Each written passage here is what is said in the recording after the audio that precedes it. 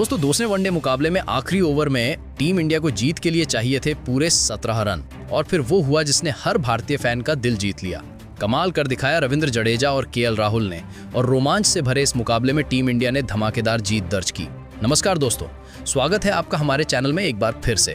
भारत और south Africa के बीच खेला गया दूसरा वनडे मुकाबला पूरी तरह से सांसें रोक देने वाला रहा। भारतीय टीम के सामने एक बड़ा लक्ष्य था, लेकिन आखिरी गेंद तक चले संघर्ष में आखिरकार टीम इंडिया जीत की राह बना ही गई। तो चलिए दोस्तों, इस वीडियो में हम आपको इस पूरे मुकाबले का पूरा हाईलाइट दिखाने वाले हैं, कैसे भारतीय टीम ने हर मुश्किल को पार करते हुए यादगार जीत हासिल की। लेकिन उससे पहले दोस्तों, अगर आप भी टीम इंडिया के बल्लेबाजों और गेंदबाजों की शानदार परफॉर्मेंस देखकर खुश हुए हैं तो इस वीडियो को एक लाइक जरूर कर दें। आज का लाइक टारगेट है सिर्फ 1000 लाइक। और अगर आप चैनल पर पहली बार आए हैं तो तुरंत चैनल को सब्सक्राइब करके बेल आइकन जरूर दबा दें ताकि हर अपडेट आप तक सबसे पहले पहुंचे।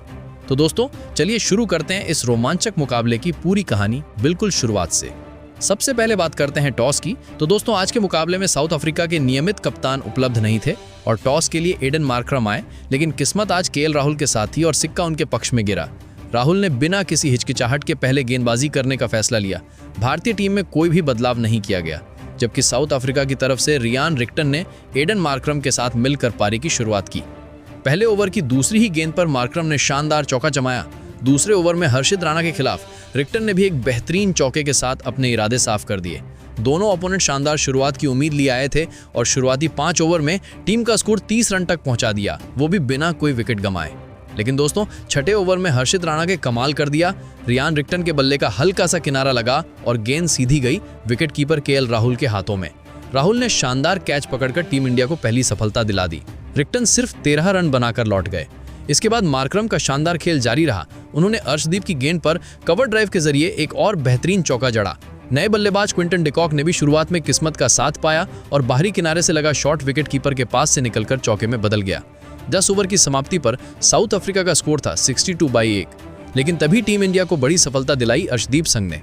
एडन मार्करम अच्छी बल्लेबाजी कर रहे थे, लेकिन अर्शदीप की गेंद पर वो भी आउट हो गए। इसके बाद ज्यादा देर क्विंटन डिकॉक भी नहीं टिक पाए। हर्षित राणा एक बार फिर आए और डिकॉक के बल्ले का बाहरी किनारा लगवाकर केएल राहुल के हाथों में एक और शानदार कैच जमा दिया। इस तरह साउथ अफ्रीका का टॉप ऑर्डर लड़खड़ा गया। अब मैदान पर आए टोनी डी जॉर्ज और ब्रेट जिकर। पहले मैच की तरह आज भी इन दोनों ने शानदार साझेदारी की और अपनी टीम को शुरुआती झटकों से उबारने में मदद की। दोनों बल्लेबाजों ने मिलकर मैदान के चारों तरफ शॉट लगाए और टीम को मजबूत स्थिति में पहुंचाया। 25 ओवर की समाप्ति तक साउथ अफ्रीका का स्कोर 150 रन तक पहुंच गया और दोनों के बीच 75 रनों की जबरदस्त साझेदारी भी बन चुकी थी। इसके बाद ब्रेट जिकर ने अर्शदीप सिंह की गेंद पर एक और बेहतरीन चौका लगाकर अपना अर्धशतक पूरा किया और टीम को आगे बढ़ाते रहे। बैक टू बैक अर्धशतक यहां ब्रेट जी के बल्ले से देखने को मिला और अर्धशतक पूरा होने के बाद भी उनका ताबड़तोड़ परफॉर्मेंस रुकने का नाम ही नहीं ले रहा था। भारतीय टीम की स्पिन हो या तेज गेंदबाजी, ब्रेट जी का बल्ला दोनों के खिलाफ आग उगल रहा था। वहीं दूसरी ओर टोनी डी जॉर्ज भी कमाल की बल्लेबाजी करते हुए अपने अर्धशतक के बिल्कुल करीब पहुंच चुके थे और आखिरकार 31वें ओवर की तीसरी गेंद पर उन्होंने वॉशिंगटन सुंदर की गेंद को एक्स्ट्रा कवर के ऊपर से शानदार तरीके से बाउंड्री लाइन के पार भेजा। इसी बेहतरीन चौकी के साथ उन्होंने भी अपनी शानदार 50 पूरी कर डाली। यानी दोनों बल्लेबाजों ने मिलकर धमाकेदार परफॉर्मेंस दिया, शानदार अर्धशतक भी जमाए और साथ ही शतकीय साझेदारी भी पूरी कर दी, जिसने टीम को बड़े स्कोर की तरफ धकेल दिया। लेकिन इसके तुरंत बाद भारतीय टीम को एक बड़ी सफलता मिली। कुलदीप यादव पूरी चतुराई के साथ गेंदबाजी कर रहे थे और उन्होंने टोनी डी जॉर्ज को एलबीडब्ल्यू आउट कर दिया। एक शानदार 64 रनों की पारी खेलकर डी जॉर्ज को वापस लौटना पड़ा, लेकिन कुलदीप ने भारत को बेहद जरूरी सफलता दिला दी। हालांकि उनकी साझेदारी ने साउथ अफ्रीका को मजबूत स्थिति में जरूर पहुंचा दिया था। इसके बाद मैदान पर आए डिवॉल्ट ब्रेविस और ब्रेट जी के साथ मिलकर उन्होंने एक बार फिर इंडियन गेंदबाजों की मुश्किलें बढ़ा दी। रविंद्र जडेजा जब गेंदबाजी करने आए तो उनके सामने ब्रेविस ने पहला ही बड़ा शॉट खेल दिया और गेंद को लॉन्ग ऑन के ऊपर से पूरे 107 मीटर दूर स्टैंड में भेज दिया। ये इस मुकाबले का सबसे लंबा छक्का साबित हुआ। वहीं दूसरी तरफ ब्रेट जी ने भी बैकफुट पर जाकर एक और लाजवाब शॉट खेलते हुए गेंद को 4 रनों के लिए बाउंड्री लाइन के पार पहुंचा दिया। इन दोनों बल्लेबाजों के बीच साझेदारी इतनी तेजी से आगे बढ़ी कि सिर्फ 25 गेंदों में ही दोनों की पार्टनरशिप अर्धशतक के पार पहुंच गई। इस ताबड़तोड़ बल्लेबाजी के चलते 45वें ओवर में ही साउथ अफ्रीका का स्कोर 300 के पार पहुंच चुका था और भारतीय गेंदबाजों के लिए चुनौती काफी बढ़ गई थी। रोहित शर्मा और केएल राहुल लगातार फील्डिंग सेट कर रहे थे, स्ट्रैटेजी बना रहे थे कि आखिर इन बल्लेबाजों को कैसे रोका जाए ताकि स्कोर कम से कम रखा जा सके। लेकिन उनके हर प्लान को ब्रेविस और ब्रेट जी ने अपनी आक्रामक बल्लेबाजी से ध्वस्त कर दिया। देखते ही देखते ब्रेविस ने सिर्फ 23 गेंदों में अपना अर्धशतक पूरा कर दिया और भारतीय गेंदबाजों को हैरान करते हुए टीम को विशाल स्कोर की ओर ले गए। आखिरकार ब्रेविस आउट हुए, लेकिन तब तक काफी नुकसान हो चुका था। उनकी जगह मार्को जैनसन मैदान में आए और आते ही उन्होंने भी कुछ बेहतरीन शॉट खेले। भारतीय गेंदबाजों को समझ ही नहीं आ रहा था कि गेंद कहां फेंकी जाए। आखिरी 5 ओवरों में साउथ अफ्रीका ने 75 रन ठोक डाले और कुल स्कोर पहुंच गया 375 रनों के विशाल पहाड़ पर। मैथ्यू ब्रेडजी ने शानदार शतक जड़ा और पूरे पारी के दौरान एक छोर संभाले रखा। टॉप ऑर्डर जल्दी टूटने के बावजूद ब्रेडजी ने एंकर की भूमिका बखूबी निभाई और भारतीय गेंदबाजों को एक भी मौका नहीं दिया। यानी कि भारत के सामने था 376 रनों का बेहद विशाल लक्ष्य। इस टारगेट का पीछा करने उतरी भारतीय टीम की तरफ से ओपनिंग करने आए रोहित शर्मा और यशस्वी जायसवाल। दोनों से उम्मीद थी कि शुरुआत शानदार रहेगी, क्योंकि लक्ष्य भी बड़ा था और दबाव भी भारी था। पहले ही ओवर की तीसरी गेंद पर यशस्वी जायसवाल ने इस दबाव को तोड़ते हुए खूबसूरत चौका जड़ा। कट शॉट खेलते हुए गेंद को स्वीपर कवर के ऊपर से बाहर भेज दिया। इसी ओवर में उनके बल्ले से एक और जबरदस्त कट शॉट निकला और गेंद एक बार फिर बाउंड्री लाइन के बाहर जाकर गिरी। पहले ही ओवर में 2 चौकों ने भारतीय ड्रेसिंग रूम और दर्शकों दोनों में जोश भर दिया। इसके बाद नांद्रे बर्गर दूसरे ओवर की गेंदबाजी लेकर आए और उनके सामने रोहित शर्मा ने अपनी पारी का पहला धमाकेदार शॉट खेलते हुए गेंद को सीधा स्टैंड में पहुंचा दिया। बैकवर्ड स्क्वायर लेग के ऊपर से निकला ये शॉट लाजवाब था और रोहित ने शुरुआत में ही कमाल का आगाज कर दिया। इसके बाद मार्को जैनसन के सामने भी रोहित शर्मा का बैट गरज उठा और उन्होंने एक और बेहतरीन शॉट खेलते हुए गेंद को शानदार तरीके से बाउंड्री लाइन के पार भेज दिया। ये भी उनके बल्ले से निकला हुआ जबरदस्त चौका था, जिसे उन्होंने शानदार तरीके से गैप में डाला।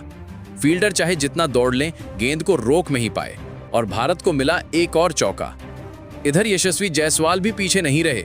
उनके बल्ले से भी एक और बेहतरीन कट शॉट देखने को मिला, जब उन्होंने गेंद को स्वीपर कवर के ऊपर से 4 रनों के लिए बाउंड्री लाइन के पार भेज दिया। दोनों भारतीय बल्लेबाजों ने मिलकर शुरुआती 7 ओवर में ही स्कोर 50 के पार पहुंचा दिया और टीम इंडिया को एक शानदार शुरुआत दिलाई। इसके बाद यशस्वी के बल्ले से एक और बेहतरीन स्ट्रेट ड्राइव देखने को मिला, जहां उन्होंने लाजवाब टाइमिंग के साथ गेंद को 4 रनों के लिए बाउंड्री तक पहुंचा दिया। मिड ऑन की दिशा में खेला गया ये शॉट भी शानदार था, लेकिन अगले ही गेंद पर उनकी पारी का सबसे खूबसूरत स्ट्रेट शॉट सामने आया, जिस पर उन्हें एक और चौका मिला। भारतीय टीम ने शुरुआती 10 ओवर में ही 75 रन ठोक दिए और ये साफ कर दिया कि टीम इंडिया इस बड़े स्कोर का पीछा करने के लिए पूरी तरह तैयार है। फिर 11वां ओवर लेकर मार्को जैनसन आए और उनकी तीसरी गेंद पर यशस्वी जायसवाल ने एक और शानदार शॉट खेला। बैकवर्ड स्क्वायर लेग के ऊपर से गेंद को स्टैंड में भेजते हुए एक और कमाल का छक्का जड़ दिया। इसके बाद रोहित शर्मा ने भी कॉर्बिन बॉस की गेंद को फ्लिक कर मिड विकेट की तरफ शानदार चौका जड़ दिया। हिटमैन के बल्ले से निकला ये शॉट वाकई अद्भुत था। इसके बाद यशस्वी जायसवाल ने एक दिलकश अपरकट खेलते हुए दमदार बल्लेबाजी का प्रदर्शन किया और अपने वनडे करियर का पहला अर्धशतक मात्र 34 गेंदों में पूरा कर डाला। जबरदस्त पारी, शानदार शॉट्स और बेहतरीन टाइमिंग, यशस्वी ने पूरी तरह से स्टेडियम में आग लगा दी। उधर रोहित शर्मा भी पीछे कहां रहने वाले थे। उनके बल्ले से एक क्लासिक कवर ड्राइव निकला और इसी खूबसूरत शॉट के साथ उन्होंने भी अपना अर्धशतक पूरा कर दिया। दोनों ओपनर्स ने मिलकर मात्र 14 ओवर में ही भारत को 100 रनों के पार पहुंचा दिया और इस विशाल लक्ष्य का पीछा करने की ठोस नींव रख दी। लेकिन इसके बाद 15वें ओवर की तीसरी गेंद पर नांद्रे बर्गर ने भारत को पहला झटका दिया, जब यशस्वी जायसवाल के बल्ले का बाहरी किनारा लगकर गेंद विकेटकीपर क्विंटन डिकॉक के हाथों में चली गई। डिकॉक ने कोई गलती नहीं की और भारत को 106 के स्कोर पर पहला नुकसान हुआ। शानदार बल्लेबाजी करने के बाद यशस्वी 53 रनों की पारी खेलकर पवेलियन लौट गए। उनके आउट होने के बाद क्रीज पर आए इन फॉर्म बल्लेबाज विराट कोहली। उन्होंने आते ही अपनी क्लास का नमूना पेश किया और नांद्रे बर्गर की ही गेंद पर एक कमाल का स्ट्रेट ड्राइव खेलते हुए चौके के साथ अपनी पारी शुरू की। गेंद उनके बल्ले के बीचों बीच लगी और दर्शकों में जोश भर दिया। इसके बाद इसी ओवर में विराट कोहली के बल्ले से एक और शानदार शॉट निकला। इस बार गेंद हवा में उठती हुई सीधा स्टैंड में पहुंची।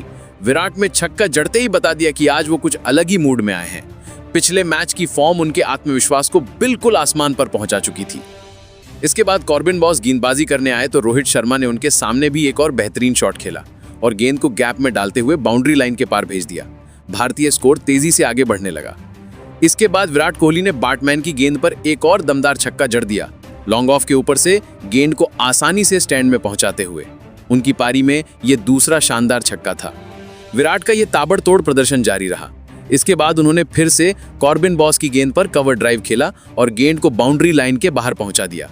भारतीय टीम का स्कोर लगातार शानदार गति से बढ़ता हुआ 150 रनों के पार पहुंच चुका था। लेकिन अभी ओवर पूरे 20 ही समाप्त हुए थे और यहां से ये साफ नजर आ रहा था कि भारतीय टीम पूरी तरीके से इस मुकाबले में अपना जबरदस्त दबदबा बनाकर खेल रही थी।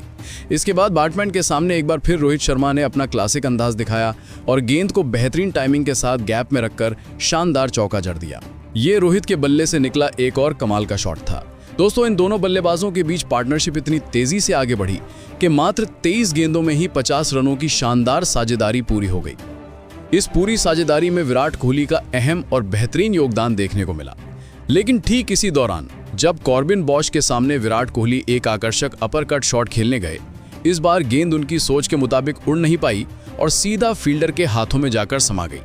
भारतीय टीम को एक और झटका लगा और विराट कोहली 37 रनों की मूल्यवान पारी खेलकर पवेलियन लौट गए।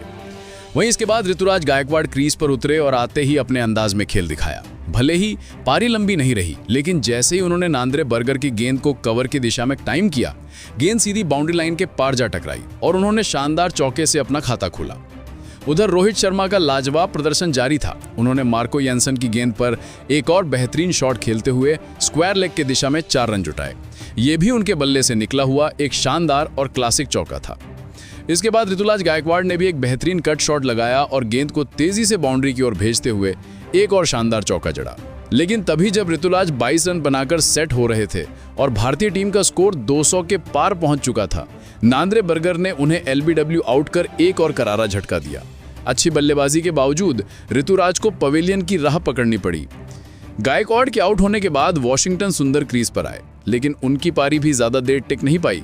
हालांकि 2 शॉट उनके बल्ले से बेहद शानदार देखने को मिले। पहले उन्होंने अपर कट के जरिए गेंद को 6 रनों के लिए हवा में उछाल दिया और फिर एक और गेंद को सीधे फ्रंट में उठाकर स्टैंड में पहुंचा दिया। लेकिन 2 तगड़े छक्कों के बाद तीसरी गेंद पर वो गलती कर बैठे और बैट्समैन की गेंद पर बाउंड्री लाइन के पास कैच थमा बैठे। भारतीय टीम को यहां पर एक और बड़ा झटका लगा, लेकिन तब तक भारत का स्कोर 220 रनों तक पहुंच चुका था और गेम के अब तक सिर्फ 30 ओवर ही हुए थे। इसके बाद एक बार फिर कमान संभाली केएल राहुल ने। उन्होंने एक शानदार शॉट खेला और मिड विकेट की दिशा में गेंद को आसानी से बाउंड्री लाइन के पार भेज दिया। अब भारतीय टीम के लिए राहुल और रोहित दोनों ही धमाकेदार अंदाज में खेल रहे थे। इसी बीच रोहित शर्मा ने फिर से अपना जादुई टच दिखाते हुए बैकवर्ड स्क्वायर लेग के ऊपर से गेंद को छक्के के लिए उड़ा दिया। हिटमैन का ये शॉट दर्शकों को रोमांचित कर गया। वहीं इसके तुरंत बाद केएल राहुल ने भी एक बड़ा शॉट खेलते हुए स्लैप शॉट के जरिए गेंद को बाउंड्री पार पहुंचा दिया। उनके बल्ले से निकला ये शॉट वाकई शानदार था और फिर राहुल ने अपनी पारी का पहला बड़ा धमाका करते हुए बैकफुट से स्क्वायर लेग की दिशा में शानदार बाउंड्री जड़ी। बैकफुट पंच के साथ खेला गया ये लाजवाब शॉट पूरे मैदान में गूंज गया। कमाल बल्लेबाजी देखने को मिली केएल राहुल के बल्ले से।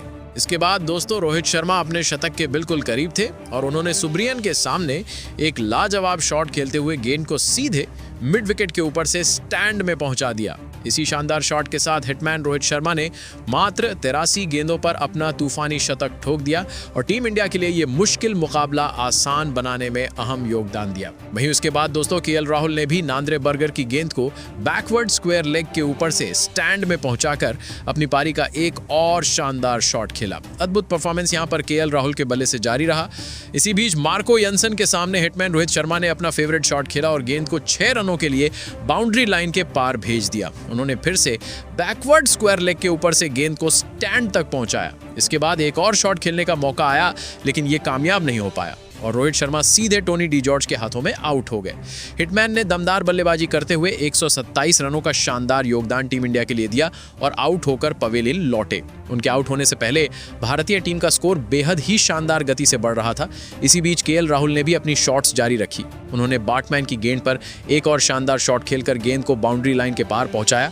इसके बाद नए बल्लेबाज रविंद्र जडेजा ने मार्को यानसन की गेंद को शानदार तरीके से 4 रनों में तब्दील किया और गेंद को स्क्वायर लेग की दिशा में बाउंड्री पार भेजा। इस दौरान केएल राहुल अपने अर्धशतक के बिल्कुल करीब पहुंच रहे थे। उन्होंने मार्को यानसन के सामने एक रिवर्स खूबसूरत शॉट खेला और गेंद को बाउंड्री लाइन के पार पहुंचाकर अपना शानदार अर्धशतक पूरा कर लिया। टीम इंडिया के लिए कप्तानी पारी के रूप में केएल राहुल ने इसे साबित कर दिया। अब मैच आखिरी ओवर तक पहुंच चुका था। टीम इंडिया को जीत के लिए 17 रन चाहिए थे और गेंद मार्को यानसन के हाथ में थी। स्ट्राइक पर थे रविंद्र जडेजा। मार्को की पहली गेंद पर जडेजा ने गेंद को शानदार तरीके से बाउंड्री पार भेजा और बैकवर्ड स्क्वायर लेग के ऊपर से अपनी पारी का एक और लाजवाब शॉट खेला। भारतीय टीम के लिए मुकाबला थोड़ा आसान लग रहा था क्योंकि बची हुई 5 गेंदों पर सिर्फ 11 रन चाहिए थे। दूसरी गेंद पर भी जडेजा ने एक और शानदार शॉट खेला और गेंद को 1 बाउंस चौके के लिए बाउंड्री पार भेज दिया। अब 4 गेंदों पर 7 रन चाहिए थे। तीसरी गेंद पर सिंगल लिया गया और अब 3 गेंदों पर 6 रन की जरूरत थी। चौथी गेंद पर केएल राहुल ने शानदार चौका लगाया, अब सिर्फ 2 रन की जरूरत थी। 5वीं गेंद खाली रही और आखिरी गेंद पर केएल राहुल के बल्ले से कमाल देखने को मिला। इसी दमदार शॉट के साथ भारतीय टीम ने आखिरी ओवर में ऐतिहासिक जीत दर्ज कर ली। केएल राहुल और रविंद्र जडेजा के कमाल ने आखिरी ओवर में टीम इंडिया को जीत दिला दी। तो दोस्तों, आपको ये भारतीय टीम का लाजवाब परफॉर्मेंस कैसा लगा हमें कमेंट में जरूर बताएं और इस वीडियो को अपने दोस्तों के साथ ज्यादा से ज्यादा शेयर करें।